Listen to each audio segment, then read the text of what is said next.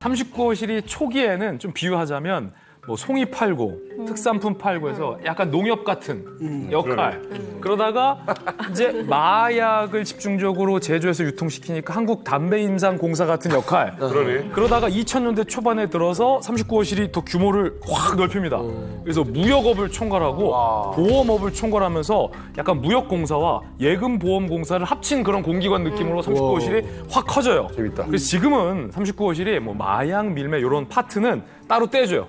39호실에서 우리가 사이즈가 있지 마약 이런 거 니네가 해. 그러니까 밑에 산하기관들이 알아서 해서 만드는 거고 39호실에서는 이제 국제적인 보험 사기나 국제적인 무역 사기 위주로 범행의 장르를 더 크게 넓혔습니다. 그래서 선생님이 직접 신문하셨던 김광진 센터장님 이만갑에도 자주 출연하셨죠. 그분이 이제 이북에서 보험 사기를 크게 하셨던 분이거든요. 맞아요. 그래서 뭐 선박사고, 인명사고 이런 거 서류 꾸며가지고 보험수당 타내는 걸로 북한이 악명을 떨치니까 그런 굵직굵직한 사이즈로 39호실이 좀 나름의 열심히 일했구나. 정상적인 범주 내의 역할로 탈바꿈을 했어요. 그러다 보니까 이에 대한 반작용으로 북한의 마약이 오히려 음성화돼 있어서 이 북한 당국 스스로도 통제할 수 없는 지경에 이르는 거예요. 그러네. 이게 부작용이네요. 근데 마약 담당 부서가 바뀌었다 할지라도 결국 이제 그 벌어들인 돈은 또 39호실 거쳐서 아마 가지 않을까 하는 생각이 드니까. 되게 근데 이런 기관들이 세탁을 합니다. 왜 마피아들도 사실 처음에는 불법 조직으로서 불법 자금들을 만들다가 이제 점점 양성화시켜서 이제 그 수면 위로 올라오잖아요. 39호실도 사실은 이런 자금들을 가지고 합법적인 쪽으로 전환하려는 뭐 그런 시도들이 있었을 것 같은데. 북한도 지금 39호실이 뭐라고 할까 이제 양지로 올라와가지고 합법적으로 돈을 많이 벌기 시작했습니다. 어떻게 보면 약간 우리의 그 기업과 재벌 같은 그 시스템을 유지하고 있는데 북한에 있는 모든 국내산 금을 모아가지고 해외로 수출하는 금강지도국.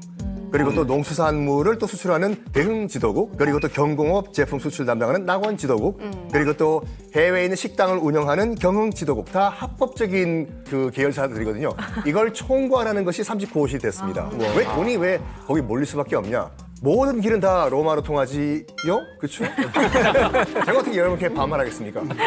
북한에 있는 모든 돈들은 다 일단 39호실을 통하기 때문에 돈이 많을 수밖에 없어요.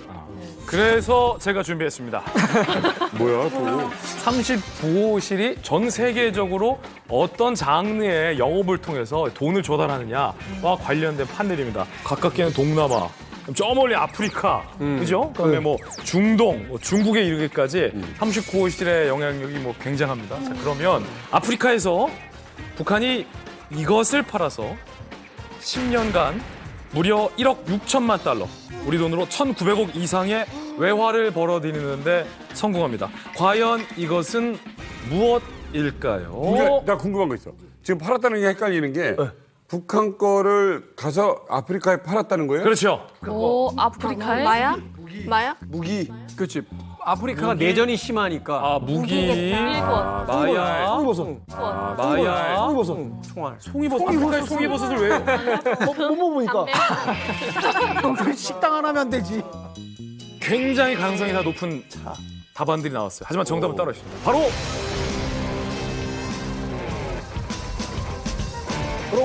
나란 동상입니다. 나란 동상입니다.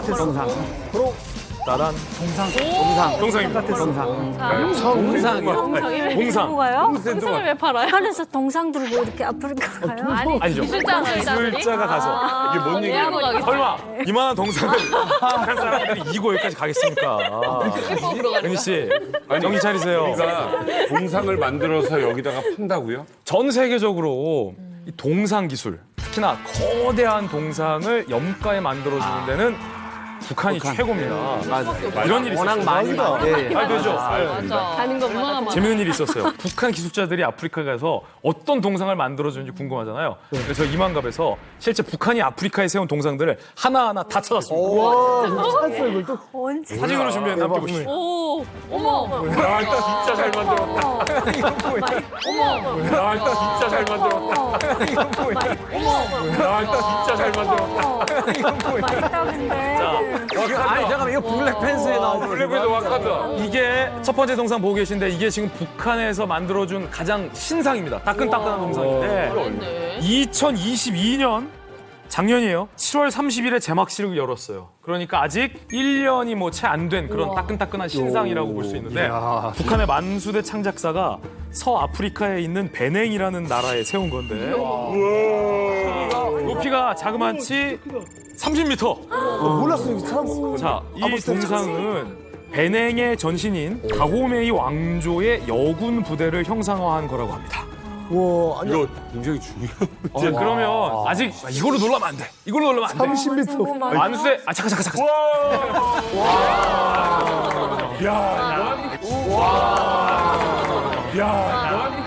이게 만수대 창작사의 가장 야심작.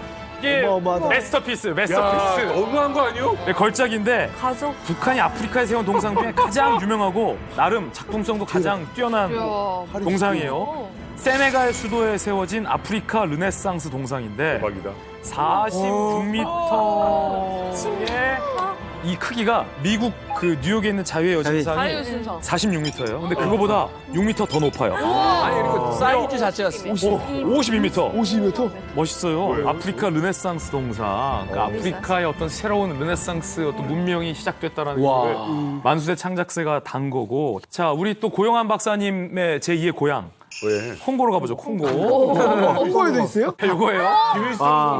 김정은 아니야? 김일성 아니야? 아닙니다. 요거는 2001년 콩고 수도에 세워진 콩고의 독재자 로랑 카빌라의 동상이에요. 그런데 많이 좀 익숙하다고 느끼셨을 이유가 김정일 동상과 비슷합니다. 함께 이분할. 자, 이분할로 보면 김정일 동상과 비슷한 풍채와 어떤 스타일을 보유할 수 있죠. 이게 아무래도 2001년도에 만든 작품이기 때문에 굉장히 좀 아직 뭐 동상 기술이 좀 이때만 해도 덜 발전됐습니다. 그래서 이때 현지에서 2001년 당시에 이런 소문이 있다는 걸 또 제가 조사해 왔는데 이게 좀 우리가 앞서 봤던 마스터피스와 비교해 봤을 때 좀 대충 만들었다는 느낌이 들잖아요. 그리고 김정일 동상과 비슷하잖아요. 실제 현지에서도 야, 이게 싸게 만들어준 대신에 김정일의 몸에 로랑 카빌라의 얼굴만 붙인 거 아니냐. 소문이 콩고에서 돌았다. 자, 그리고 또 있어요? 예. 자, 이처럼 아프리카 곳곳에 퍼져 있는 북한의 동상들. 사람들. 유엔 안보리가 2016년 모든 회원국에게 유엔 안보리 회원국은 일체 북한의 동상을 수입하지 못하게 했습니다. 이듬해에 바로 이 만수대 창작사를 제재 명단에 올릴 만큼 북한이 이제 동상 수출로 벌어들인 김정은의 비자금이 상당히 쏠쏠했다라는 것을 볼 수 있습니다. 그러니까 이게 미국이나 유엔이 진짜 특히 미국이 힘이 약해지면 이런 거 제재가 하는데 앞장설 사람도 없어지죠. 이게 또 제재를 가하기도 쉽지가 않은 게 기술자 한 명 슬쩍 들어가서 그렇죠. 만들어 놓고 우리가 만들었다라고 하면 사실은 할 말 없죠. 이 캐내기도 쉽지 않은 거잖아. 예, 근데 이제 아까 그 본 동상 중에 그 세네갈의 그 뭐 르네상스 기념상 그게 얼마 받았는지 아십니까? 그거를 2,700만 불을 300억. 세네갈에서 이제 토지로 받아가지고 땅으로 그걸 이제 받아서. 북한에서 이제 팔았는데 그게 2,700만 달러입니다. 300억도예요, 300억. 그렇죠. 그렇죠. 땅으로. 그리고 이제 북한에서 그 친하기로 유명한 그 짐바브웨 있잖아요. 짐바브웨. 예. 로버트 무가베 대통령 그 동상도 만들어졌는데 그거는 500만 불 받았습니다. 500만 불. 요거 다 받아가지고 39호실로 다 들어간 겁니다. 와, 엄청 들어간다. 그러니까 이제 뭐 만수대 창작사가 이제 그 제재 명단에 들어갔는데 또 들어가야 될 때가 어디냐 하면 인민군 창작사. 인민군 창작사에서도 아프리카에 많이 진출해가지고 동상도 많이 만들어주고 또 막 벽화, 대형 벽화 예, 이런 거 그려주고.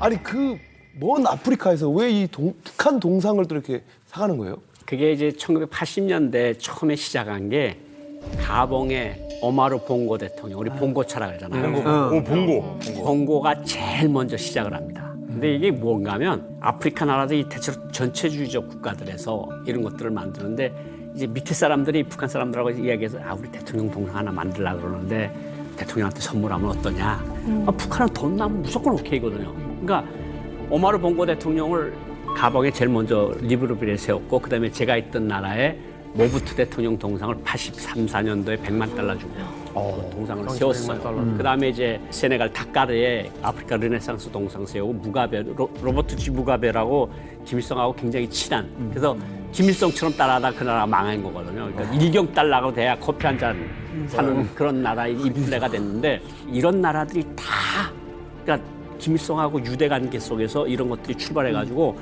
김일성도 김정일도 돈 벌어서 좋고 그 나라 사람들은 대통령한테 또 잘 보여서 좋고 대통령은 또 자기가 이렇게 탁 이렇게 이뤄가는 거하고 좋으니까 이게 아프리카 나라들에게 퍼진 거야. 김진 기자 다시 한번 불러보겠습니다. 네. 국제부 나가 있는 김진 기자. 예, 국제부에 나와 있습니다. 39호실 이게 아프리카뿐 아니라면서요? 예, 저는 지금 동남아에 나와 있는데요. 동남아까지. 자료를 준비했습니다. 자, 북한에서 가까운 동남아에는 과연 뭘 팔고 이번엔 얼마의 돈을 벌어들일지 궁금합니다. 동남아를 거점으로 북한 39호실이 특히 매년 약 5억 달러, 우리 돈으로 약 6,500억 원이라는 매우 큰 돈을 벌어들이고 있습니다. 과연 동남아에서는 뭘로 39호실이 돈을 벌까요? 어머. 오, 시의 경기야?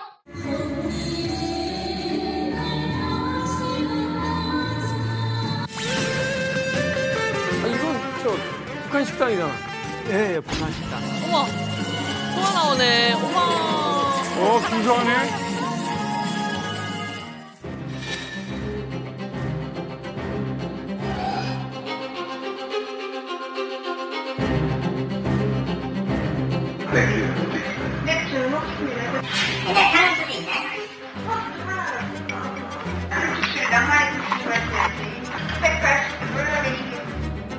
$80, 200불. 오, 비싸다. 야, 너무 비싸다. 부르는 게 값이죠, 뭐. 40배 하고. 새로 나온다는데 이쪽에는 양수상에서 넓어지고 있습니다. 하시는 분들이 가져갑니다. 그렇습니다. 예, 남자분들한테 부탁합니다.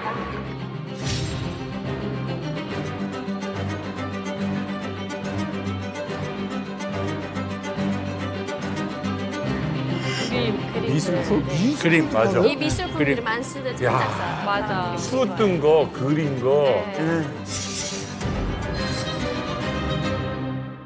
야, 저거 베트남 가도 그림 사라고 하는 가이드가 있더라니까. 맞아요. 북한 그 수 뜬 거 있잖아요. 네, 자수로 한 거, 네, 매화꽃이나 이런 것도 그죠? 이제 자수로 해가지고 판매를 하는데 뭐 거의 5,000달러에서 10,000달러 정도에 판매를 해요. 그럼 여기서 이제 어느 정도는 그 만수대 창작사 그분들에게 이제 돈을 드리고 이제 나머지는 식당에서 가지는 거죠. 들쭉술 너무 비싸게 파네. 네, 거의 뭐 100불에서 500불까지. 와, 500불 너무 비싸다. 진짜 100불 정도는 사 먹을 수 있는데. 양주도 아니고 무슨 이제 관광객들의 어떤 심리를 노리는 거죠. 왜냐면 다시 못 나온다, 오기 쉽지 않다 하니까 한 번 나왔는데 북한술 한번 먹어보자 이렇게 되는 거예요. 네, 저는 지금 동남아에 나와 있는데요. 북한 39호실이 동남아에서 어떻게 돈을 벌어들이냐? 정답은 바로 북한 식당이었습니다. 그런데 많은 분들이 북한 식당이 북한 외화벌이 하는 곳은 알지만 이 동남아 해외 식당에 파견하는 주체가 39호실인 건 잘 모르세요. 잘 모르죠. 제가 궁금한 건 그러네. 이 희진 씨나 서아 씨가 해외 식당에서 근무하셨었잖아요. 네. 본인을 이곳으로 보낸 주체가 기관이 39호실이다라는 걸 알고 있었나요? 아니요, 저는 모르고 갔어요. 왜냐면 처음에 이제 저희가 간부 사업을 마치고 제일 마지막 단계가 중앙당 팔가담하거든요. 거기 가서 이제 저희가 이제 막 맹세 다지듯이 뭐 얘기를 하는 게 노베 나가 하면은 나라를 위해서 이하먹스 뭐 아낌없이 뭐 정말 큰일을 하고 내아버리에 보답을 하고 불려오겠습니다. 오겠습니다. 네, 이렇게 하고 가다 보니까 크게 뭐 39호실이라 이런 거 전혀 모르고 갔어요. 예전에 남북 관계가 좋았을 때 이런 말이 있었어요. 북한에 가거나 해외에 있는 북한 식당에 가서 사야 될 물건과 사지 말아야 할 물건을 공유했었거든요. 그러니까 사야 할 물건은 북한 그림. 이건 예술성이 있다. 사놓으면 좋다. 사지 말아야 할 것은 도자기. 이건 다 가짜다. 하지 말라. 근데 도자기. 사실 그림도 사면 안 되는 거죠. 그럼. 39호실에 통치 비자금으로 들어가기 때문에 그림도 사서는 안 된다라는 것 말씀드리고요. 가치도 없어요. 그럼요. 그리고 39호실에서 해외로 이제 해외 식당에만 사람을 파견하는 게 아니라 명천 씨처럼 해외에 이제 노동자들을 주로 파견하기도 합니다. 그래서 외화벌이를 시키는 건데 우리 정보 당국이 코로나 직전까지 39호실이 주관이 돼서 해외에 파견한 이 노동자 숫자를 약 한 10만 명 최소 북한이 10만 명을 보낸 것으로 파악하고 있는데 이 노동자 파견도 유엔 안보리 제재 그리고 대북 제재로 다 막혀 있습니다. 그런데 최근도 북한이 이 제재를 교묘히 피해서 예를 들어서 뭐 관광 비자 대신 뭐 유학생 비자, 워킹 비자를 이런 걸로 바꿔가면서 해외에 불법 노동자를 파견하고 있는 것으로 파악되고 있습니다. 아니 사실 그러면 해외에서 일하시는 분들도 결국 어떻게 보면 김정은한테 이제 돈이 들어가는 거잖아요.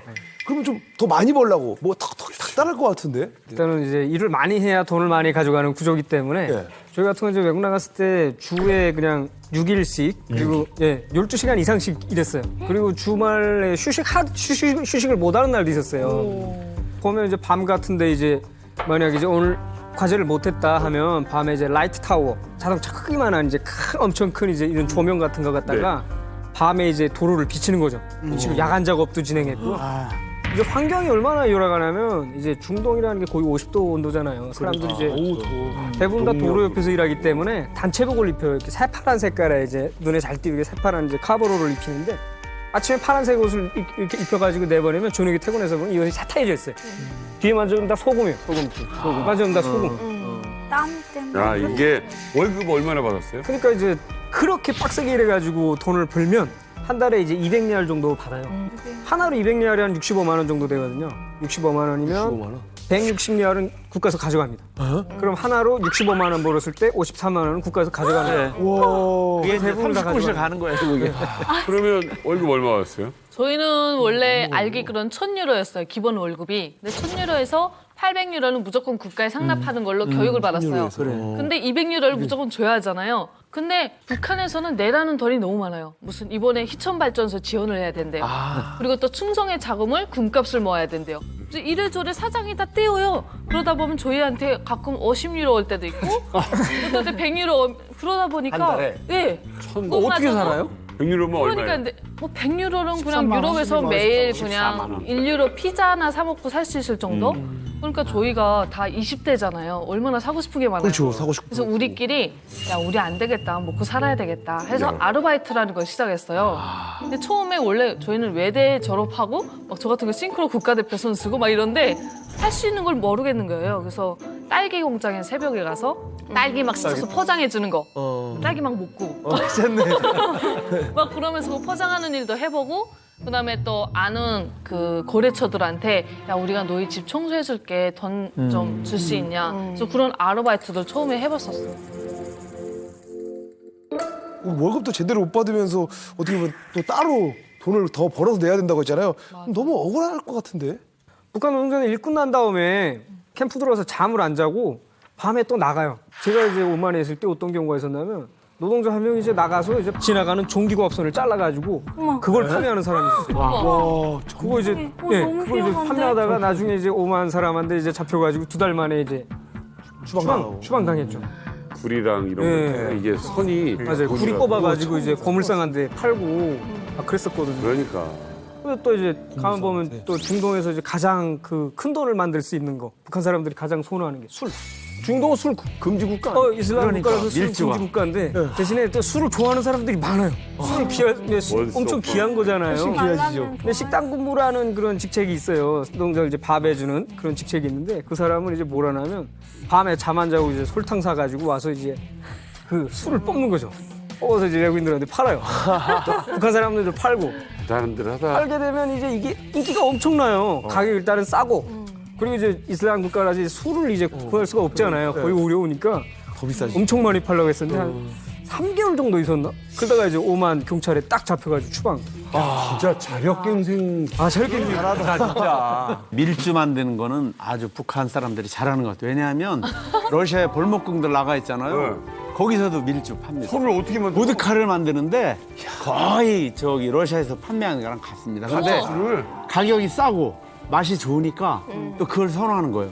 그러니까 특히 저렇게 이제 막 해외 건설 노동자들 나가면은 식당에서 일하는 친구가 그래서 돈을 엄청 많이 벌어오더라고요.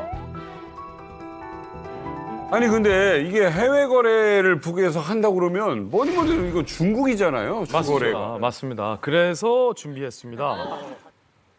이번에는 중국으로 가보겠습니다. 북한이 중국을 이용해서 버는 돈은 지금까지 나왔던 뭐 아프리카나 아니면 뭐 동남아와 단위가 다릅니다. 어마어마한데 그 중에서도 대표적인 이것으로 북한이 벌어들이는 돈이 상당합니다. 뭐지? 최대 약 7억 달러. 우리 돈으로 약 9천억 원에 해당하는 돈을 북한이 이것으로 중국에서 벌어들였습니다. 자, 이것의 정체는 과연 무엇일까요? 바로 자, 이것의 정체는 과연 무엇일까요? 바로 담배? 담배. 짝퉁 던일 담배. 이게 왜 그러냐면 김정은 시대 들어서 중국과 이 북한의 합작 담배 회사와 공장이 북중 접경지대에 엄청나게 세워집니다. 실제 이 던일 담배를 만드는 담뱃잎을 이 중국과 북한의 합작 회사가 이거를 사들입니다.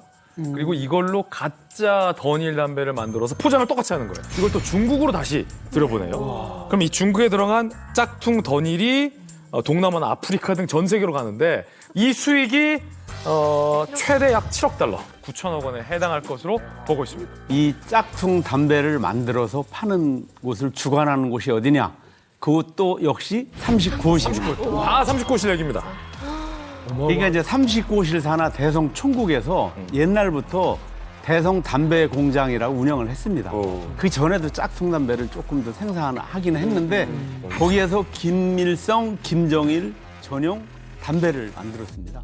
그러니까 기술력이 좋은 거죠. 거기에다가 이제 잎담배를 던일 원료로 수입을 해서 만들다가 보니까 거의 실제 그 던일 담배랑 맛도 비슷할 뿐더러 또 가격이 싸니까. 그래서 인기가 좋지 않나 이렇게 생각이 듭니다. 짝퉁 이 담배 말고도 중국에 많이 수출하는 게 뭐였을까요? 제가 알고 있기로는 가발이나 속눈썹이나 미용 제품도 북한이 중국으로 많이. 그래요. 그러니까 이전에는 원래는 그 철광석 같은 광물이었어요. 거기가 7, 80%는 다 북한에서 생산되는 광물은 다 중국에 이제 수출을 했었는데 이게 대부분 제재 품목에 들어갔거든요, 광물이. 그래서 이제 수출을 못 하게 됐어요. 그렇다고 해서 수출을 못할 북한이 아니야. 또 안 받아줄 중국도 아니에요. 비자금을 만들어야 되는데 더 이상 철광석 같은 광물을 중국에 수출 못 하니까 다른 우리가 루트를 찾자. 해서 찾아낸 게 모발. 가발을 파기 시작했는데 나름대로 수요가 있어요. 그래서 북한에서 인모로 가발을 만들어가지고 파는 거야. 뿐만 아니라 가발이 팔리네? 그러면 속눈썹도 팔아볼까? 그래가지고 속눈썹도 이제 중국에 팔기 시작했는데 올 3월부터 5월 북한의 대중 수출 품목 1위가 가발로 등극을 할 정도였습니다. 북한이 이제 가발이나 속눈썹 수출에 이제 집착할 수밖에 없는 거는 뭐냐면 자본이 없거든요. 그렇죠. 그러니까 뭘 만들라 하더라도 원료하고 재료는 있어야 되는데 그걸 돈 주고 사올 수가 없는 거고 또 하나는 뭐냐면 기술력도 발달하지 않았는데 이게 노동 집약적이거든요. 그러니까 재료는 뭐예요? 몸으로 떼어주고 북한이 일로 갈 수밖에 없는 게 우리나라도 사실 60년대, 70년대 이걸로 외화 벌었어요. 머리 잘라서, 맞아. 길바닥에 아줌마들이 돌아다니면서 머리 잘라서 삭기도 그랬었어요. 저희 사촌 언니가 여기 가발회사 다녔어요. 근데 그때 한참 젊은 사람들한테 이 회사가 인기가 많았어요. 그 이유가 이제 여기 회사의 조건이 한 달 월급이 북한 돈으로 10만 원이었어요. 그러다 보니까 젊은 사람들이 인기가 많아서 이제 많이 지원을 했는데 가서 이제 하게 되면은 그 하나하나 붙인다는 거예요. 다 손으로 한다. 손으로 다 하니까 너무 힘들어서 못 견디고 이제 돈을 떠나서 이제 퇴사하고 나오는 사람들이 많았어요. 가발만큼 인기 있는 거 있습니다. 이제 가발만큼 인기 있는 게 이제 북한에 또 수출하는 게 의류예요, 의류. 옷 만드는 건데 제가 태어난 고향이 평성시인데 뭐가 있냐면 북한에서 가장 큰 그 장마당이 있어요. 거기에 이제 메이드 인 코리아라는 이제 라벨. 그거만 이제 따로 파는 게 있었어요. 메이드 인 코리아. 네, 메이드 인 코리아 라벨만. 세상에. 그래가지고 이제 어떻게 하냐면 재봉으로 이제 옷을 만들어요. 만들어가지고 거기다 이제 이전에 북한에서 원래 만들면 DPR 코리아라고 썼거든요. 네. DPR 코리아라고 붙이면 누가 입어요? 그거 안 입어요. 안 했지. 근데 메이드 인 코리아라고 하면 이제 무조건 사람들이 입지. 뭔가 인식이 달라져요. 한정판으로. 한국에 대한 이제 우리나라. 인식이 좋기 때문에 그러니까 이제 그걸 이제 만들어가지고 이제 딱 라벨 딱 붙여서 이제 처럼 이제 하는 거죠. 그렇게 우리나라 욕을 하면서 메이드 인 코리아 붙여가지고 가짜로. 근데 이제 그러니까 뭔가 만들어내서 바치기만 하면 돼. 메이드 인 DPRK가 좋을 때는 메이드 인 DPRK를 붙이고 그리고 한국 거가 잘 팔린다 그러면 메이드 인 코리아라고 붙이고 그걸 또 중국에다가 또 그렇게 팔고 내수 시장에도 돌리고 그러니까 이 혁명가들이라고 하는 게 과정은 전혀 중요하지 않다니까 레닌이 말한 것처럼 속이고 어쩌더라도 어쨌든 혁명이 승리하기만 된다고 하는 게 이제 공산주의자들 기본 수법이니까 과정은 전혀 중요시 않은 게 북한이죠. 그래서 이제 필요할 때는 중국산으로 변하는 대표적인 북한산 상품이 있는데 그게 뭐냐면 바로 우리나라에도 왔던 송이버섯. 이게 뭔 말이에요? 그러니까 2015년 당시에 일본 조총련 산하 무역회사에서 북한산 송이버섯을 중국산으로 속이고 1.8톤이나 이제 수입을 해서 판매를 했는데 그게 발각이 됐어요. 북한산 송이버섯을 불법 수입한 혐의로 허중만 조총련 의장의 아들을 일본 경찰이 전격 체포했습니다. 북한산 송이 1.8톤을 중국산으로 속여 수입한 혐의로 허종도 씨와 조총련 산하 식품 도매 회사의 사장과 직원 등 3명을 체포했습니다. 30곳이라고 조총련하고 밀약을 했는데 이익의 50%는 조총련에 주는 조건으로 이제 거래를 했다. 이런 송이버섯은 저희 같은 사람이 또 따는 거예요. 힘없는 이민들이 가가지고 따서 나라에 바치고. 근데 이것보다 더 정말 힘들었던 게 낙지하고 명태였는데 인민반장 집에 이만큼 쌓아놔요. 그러면 인민반 아줌마들이 다 거기 모이는 거예요. 그래서 마른 거를 물에 한번 꺼냈다 나면은 물이 묻잖아요. 그럼 그거를 밟게 해요, 엄마들한테. 그럼 밟으면은 커지잖아요. 그러면 이게 크기로 중국에 판매하는 거예요. 근데 이건 또 괜찮아요. 밟으면 되니까. 어떤 엄마들은 이렇게 깔고 앉아 있거든요. 그리고 막 방구도 불불 끼기나 방구도 불불 끼기나 근데 이건 또 괜찮아요. 명태는 진짜 짭짤해야 되는 거예요. 그러면 중국인들이 좋아한대요. 짭짤한 명태를 소금물이랑 그리고 미원 있잖아요. 미원물 담그는 거 아니에요. 담그면은 얘가 퍼지거든요. 그래서 안 돼. 뿌려야 되는데 스프레이가 없잖아요. 이걸 뿌리지 못해서 저희 엄마랑 입에다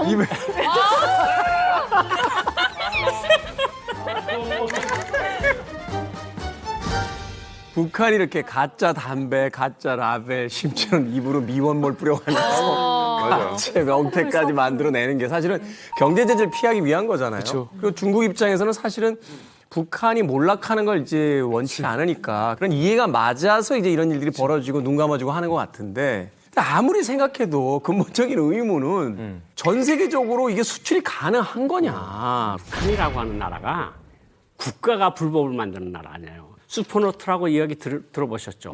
100달러짜리 위조 지폐. 위조 또한 한동안 굉장히 큰 30곳에서 관리를 해요. 그러니까 처음에는 80년대는 어떻게 했는가 하면 이 사람들이 가짜 지폐를 가지고 와요. 그러면 진짜 지폐를 한 5,000달러 놓고 가짜 지폐를 5,000달러 놓고 사이사이에 섞어서 매매를 시켜요. 위패 지폐기에 다 통과하거든요. 그러면 은행에 갖다 그 돈을 입금을 해요. 그리고 그 나라 돈으로 또 화폐를 바꿔요. 그리고 그 돈을 다시 외화로 바꿔서 그거를 북한에다 송금을 해요. 자금 제재 없을 땐. 세탁인 세탁. 이게 이제 처음에 하던 방법이에요. 그다음에 지금은 아야 슈퍼노트가 북한 내부에서도 돌고 있어요. 그러니까 북한 내부에서도 이거 가짜 아니야? 100달러짜리 받으면 맞아요. 자기네가 하도 만들었으니까 이게 100달러짜리가 가짜인지 진짜인지 모르는데 이게 상표 인쇄 공장에서 만들다 나니까 슈퍼노트가 그렇게 정밀해요. 그래서 이게 아프리카에서는 얼마나 많은 북한에서 만든 슈퍼노트가 들어오는지 모르거든요. 근데 이게 결국은 미국에 돌아가면 미국에서는 그걸 간별해내는 거예요. 이제 정밀기기로 보죠. 정밀기계로 보니까 그러니까 이런 것까지 다 국가가 하니까 제품이 질이 좋고 그러니까. 세계에서 통용이 되는 거죠. 자, 이번엔 중동에 있는 우리 김진 채널A 차장 기자 연결합니다. 예, 저는 지금 중동으로 이동을 했습니다. 판넬을 다시 한번 뜯어보겠습니다. 북한이 중동에서 이것을 통해서 막대한 돈을 벌어들이는데 지금까지 나왔던 뭐 이런 자금자금한 것들은 뭐 애교 수준이에요. 자, 그렇다면 북한이 한 해에 중동 쪽에서 이걸로 10억 달러에서 30억 달러까지 벌어들인다고 한다는 39호실의 효자 수출 상품. 조단이네, 조단. 과연 뭘까요? 그 정체는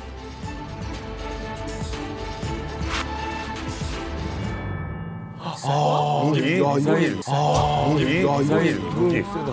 이게 나 이거 들어봤어. 최근에 대량 인명 살상이 가능한 무기들을 북한이 몰래 밀매를 합니다. 90년대부터 북한의 무기 판매를 추적해온 미국의 엔젤로 주립대의 브루스 벡톨 교수에 의하면 북한이 중동, 시리아, 이란 등의 스커드 미사일부터 시작해서 아주 작은 기관총, 수류탄까지 무기 밀매를 계속 해온 걸로 알려졌고 굉장히 오래됐죠. 왜냐하면 주요한 수입원이 이제 스쿼드 미사일 수출이었거든요. 근데 지금은 이제 대북 제재로 북한의 무기 거래가 막혔어요. 그럼에도 불구하고 어떤 방식으로든 간에 북한에서는 이제 목숨이 걸린 거잖아요. 그러다 보니까 UN 국제무역 통계 데이터베이스에 따르면은 대북 제재가 실시된 이후에 2015년 이후에 오히려 북한의 무기 수출량은 더 늘고 있다고. 트리니다드 토바고라든지 엘살바도르, 또 피지 이런 데서까지 북한이 이제 무기를 수입하는 거죠. 뭐 소총도 있고, 뭐 RPG도 있고. 대박이다. 여기서 또 북한이 새로운 클라이언트, 고객을 또 찾아냈습니다. 누구요? 저거다. 바그너 그룹의 프리고진이요. 오.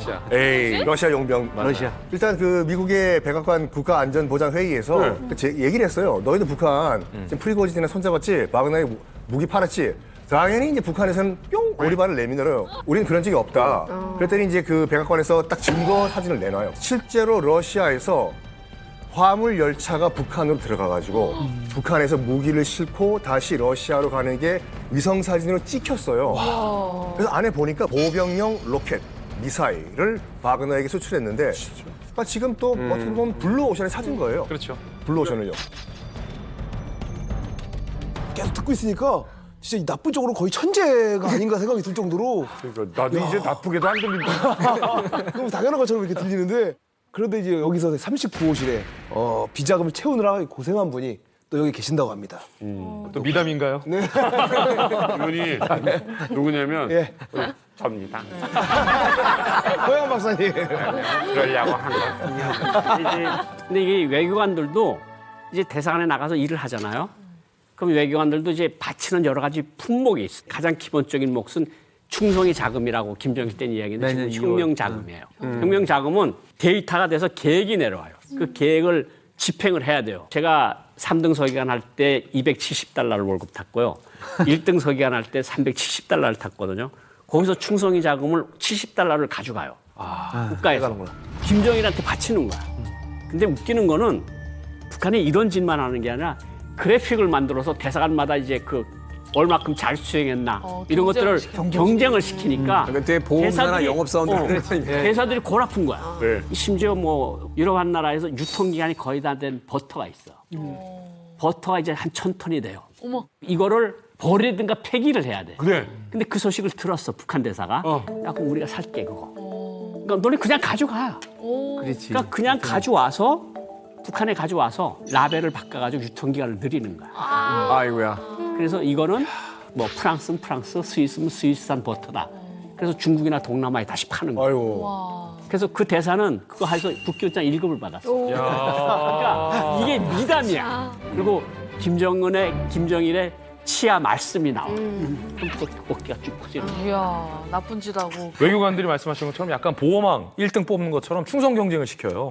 그래서 보호망 1등 할 때는 훈장 갖고 이제 컨트롤을 하는 건데 이게 웃긴 게 머리 좋은 고영한 박사님 같은 외교관들이 모여서 어떻게 하면 창의적으로 혁명 자금을 조달할 것이냐 이런 연구만 하는 거예요. 그러다 보니까 외교관들 사이에서 노하우가 있어요. 어떻게 하면 외교관들에게 주어진 치해 법권을 활용해서 혁명 자금을 마련할 것이냐 그게 정말 각양각색입니다.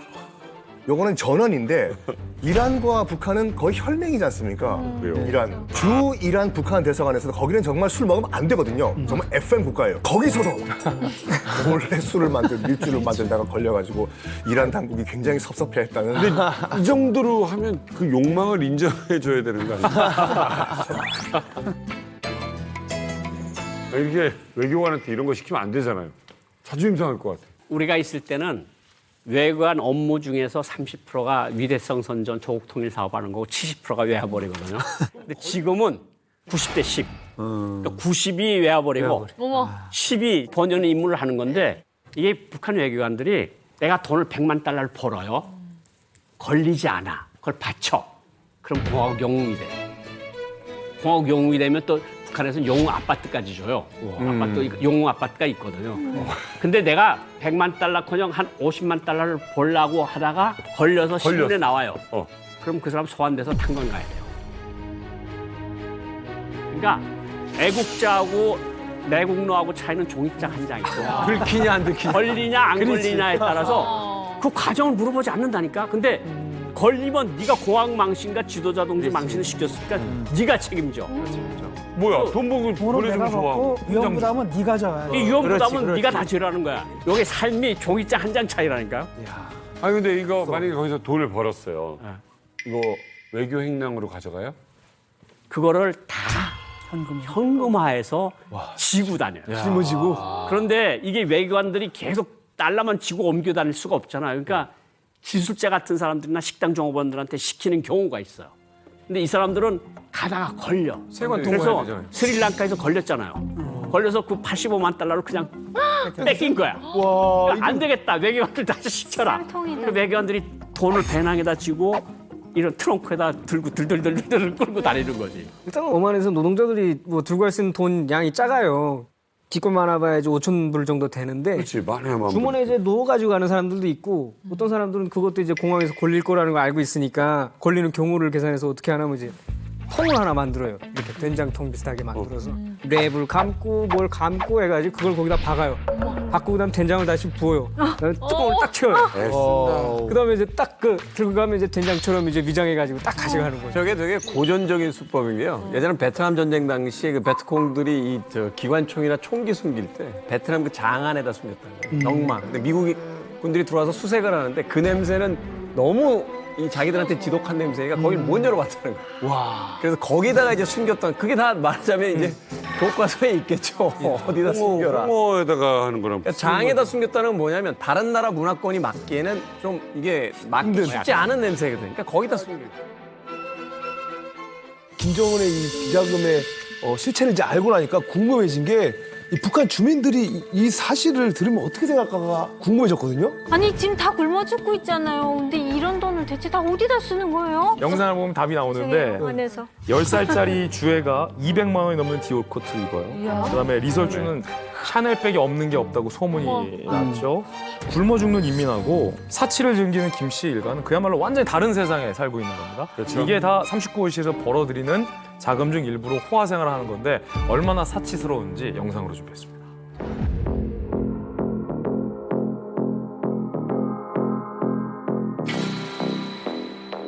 Now that I got a taste, I think that I'd suffocate for every second that you weren't by my side. But now I'm stuck at the gate, a Lucifer's estate. I fell in love with a girl I met in hell, thinking about all the things where you pull my strings. I love the way you turn me on.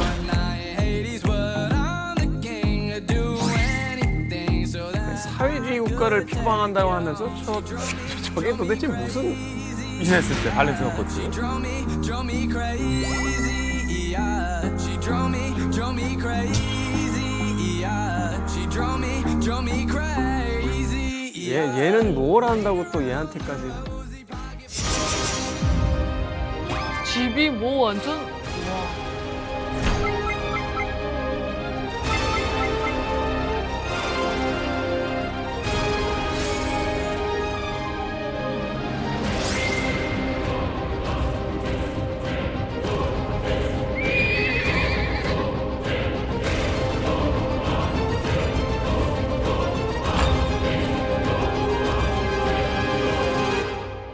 너무하는 거야. 저걸 자랑이라고 영상을 찍어 내보내는 게.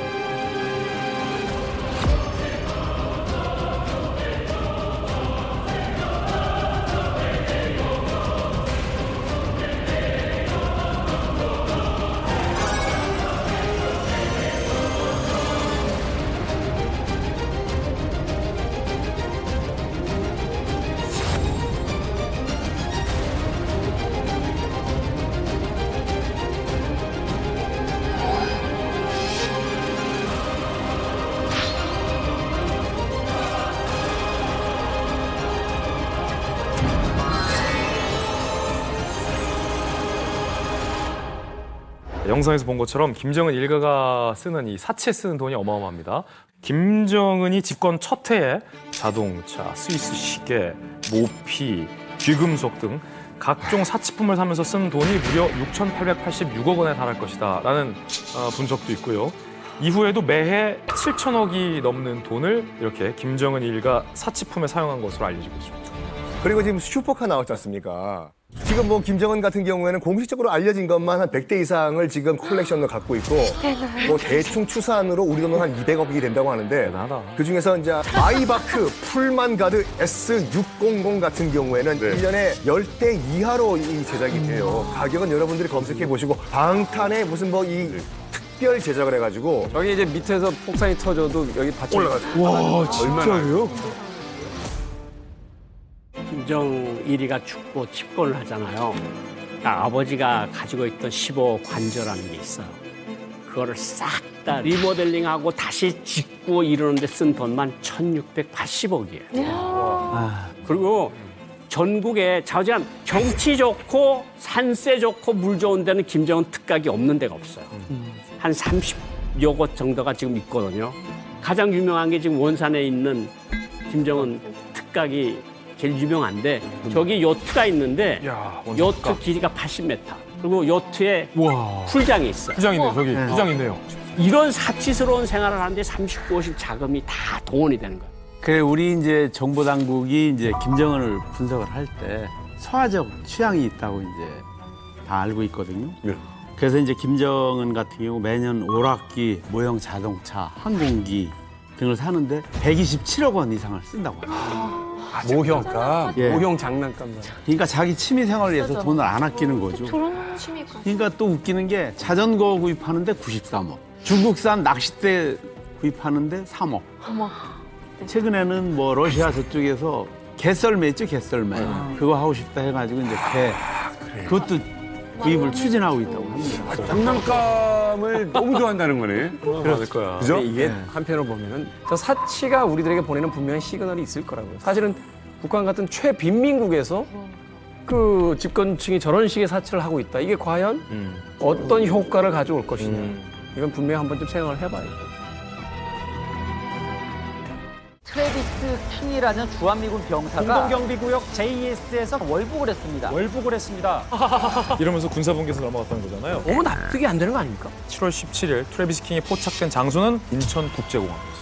미국행 비행기에 탑승하려고 기다리고 있다라는 문자까지 항공권을 내미는 대신에 뭐라고 쏙닥입니다.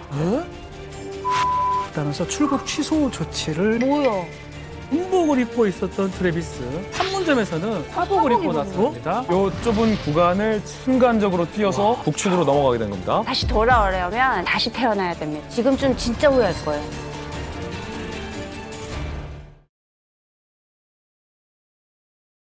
채널 A